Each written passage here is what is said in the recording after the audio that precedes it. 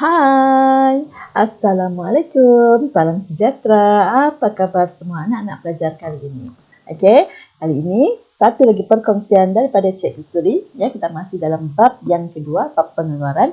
Cumanya untuk kali ini kita akan lihat subtopik yang terakhir.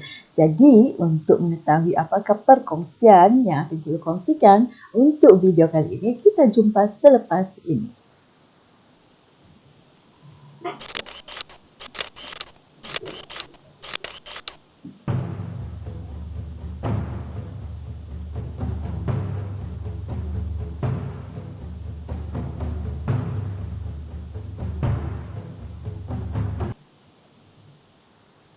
Okey anak-anak pelajar, untuk perkongsian kali ini, ya, apa yang akan Cikgu kongsikan dan terangkan adalah berkaitan dengan subtopik yang kelima, iaitu isu-isu pengeluaran moden. Okey, yang mana apa yang akan Cikgu terangkan adalah berkaitan dengan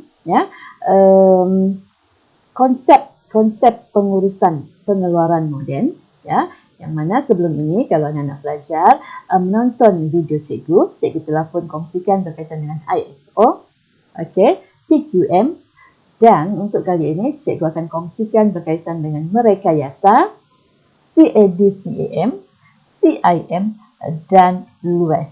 Yang mana empat ini adalah di bawah subtopik konsep-konsep pengurusan, ya, konsep-konsep pengurusan pengeluaran moden.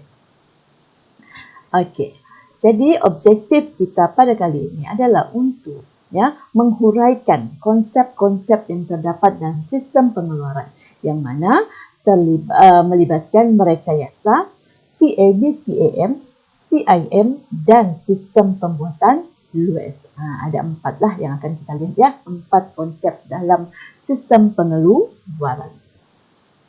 Okey, kita lihat yang pertama, merekayasa ataupun re-engineering. Okey, apa itu merekayasa?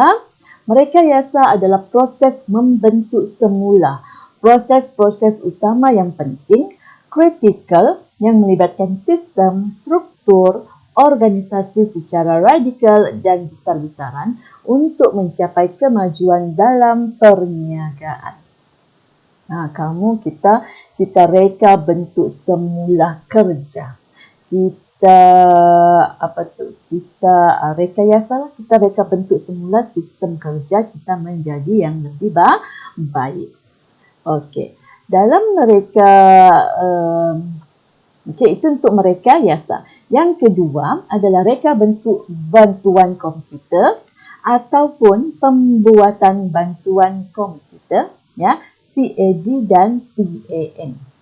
Okey, CAD dan CAM ini, okey, kita lihat dahulu CAD. CAD adalah program komputer yang dicipta yang mana membolehkan pengguna memberi arahan yang menyerupai pen dan kertas. Okey, digunakan oleh jurutera, arkitek dan profesional reka bentuk. Okey, kalau kamu lihat di sini, CAD ini adalah reka bentuk bantuan komputer. Maknanya program komputer ini akan digunakan untuk membantu, ya, pihak organisasi ataupun individu yang terlibat dalam membuat reka bentuk.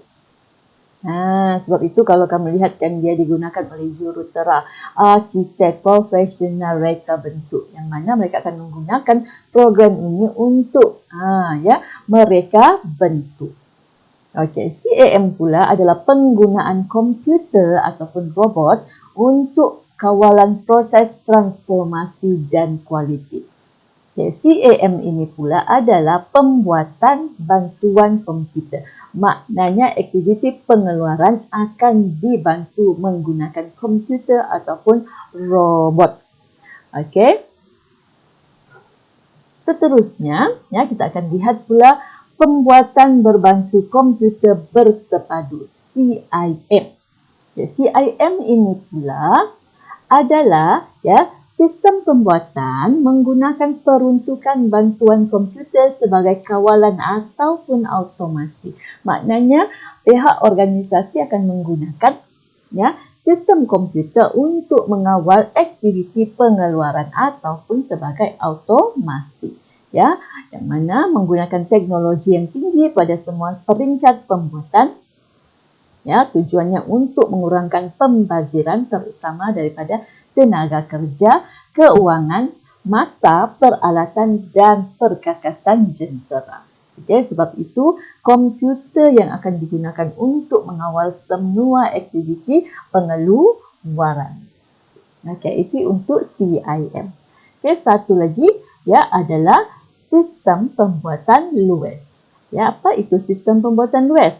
Okay, sistem pembuatan luas di sini adalah sistem yang boleh mengawal sistem pengeluaran menggunakan mesin-mesin yang mana membolehkan mesin itu mengeluarkan pelbagai produk dengan cepat. Okey, di sini sistem pembuatan luas ini ada satu sistem utama yang akan mengawal sistem pengeluaran lain. Ya. Satu sistem dengan beberapa komputer digunakan untuk mengawal mesin-mesin dalam operasi tertentu ataupun komputer pusat. Ini yang cikgu cakap tadi lah ya. Satu komputer pusat akan digunakan untuk mengawal mesin-mesin yang akan digunakan dalam aktiviti pengeluaran. Jadi pengeluaran dapat dilakukan dengan lebih cepat. Okey, jadi itu antara 4 konsep ya, 4 konsep dalam pengeluaran. Ya, kita ada merekayasa. Merekayasa maksudnya kita mereka bentuk semula kerja itu menjadi lebih baik.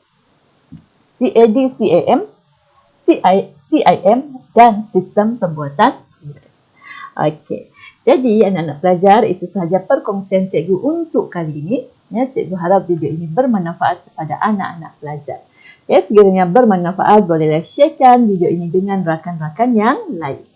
Okey, jadi sampai di sini sahaja. Sekian, terima kasih dan jumpa lagi. Bye.